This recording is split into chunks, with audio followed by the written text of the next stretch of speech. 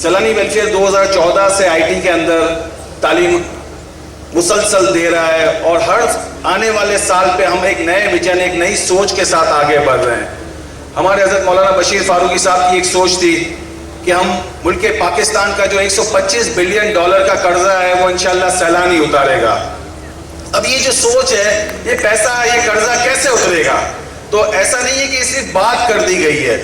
ہم ایک بہترین سے بہترین آئی ٹی پارک بنا رہے ہیں. ابھی انشاءاللہ تھوڑی دیر میں ہم آپ کو ایک ویڈیو بھی یا فوٹوز کی شکل میں آپ کو ایک نیا جو ہم نے آئی ٹی پارک بنایا ہے وہ بتائیں گے کہ اس کا مطلب ہے کہ سیلانی کا ویژن کیا ہے، سیلانی کی سوچ کیا ہے.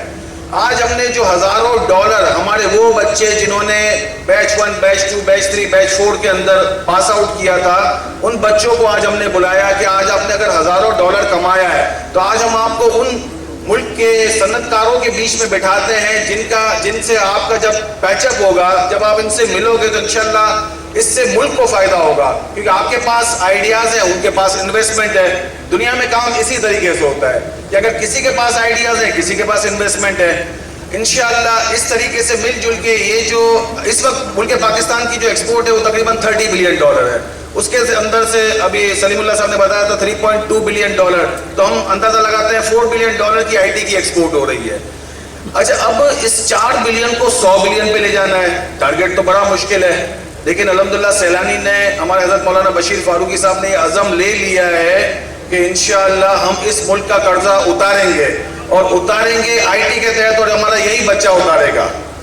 ہم نے تھر کے اندر سب لوگ راشن دیتے تھے، ہم بھی دیتے تھے. 2017-18 میں تھر کے اندر جب راشن دیے رہے تھے تو ہم نے کہا چلو وہیں پہ ایک ٹینٹ لگاتے ہیں، 500 بچوں کا آئی ٹی کا ٹیسٹ لیتے ہیں. 500 بچوں کا آئی ٹی کا ٹیسٹ لیا، اس میں سے 25 بچے لے کے کراچی آئے. کراچی آ کے ان کو بہترین بنگلے میں رکھا، ان کو 2 سال تک آئی ٹی کی ٹریننگ دی. 2 سال کے بعد ہم نے ان کو واپس تھر بھیجا. وہ مختلف آرگنائزیشن کے ساتھ دنیا میں کام کرتے رہے. آج ایک بچہ $4,000 $5,000 $6,000 مہینہ کما رہا ہے. تو یہ کیا بہت بڑا چینج نہیں ہے؟ اور اگر اسی چینج کے ساتھ ہم آگے بڑھیں گے تو کیا اس ملک کا قرضہ نہیں اتر سکتا ہے؟ ہمارے حضرت مولانا بشیر فاروقی صاحب نے کہا ہے کوئی کام کرے نہ کرے اس ملک کے لیے، سیلانی کام کرے گا اور سیلانی قرضہ اتارے گا انشاءاللہ.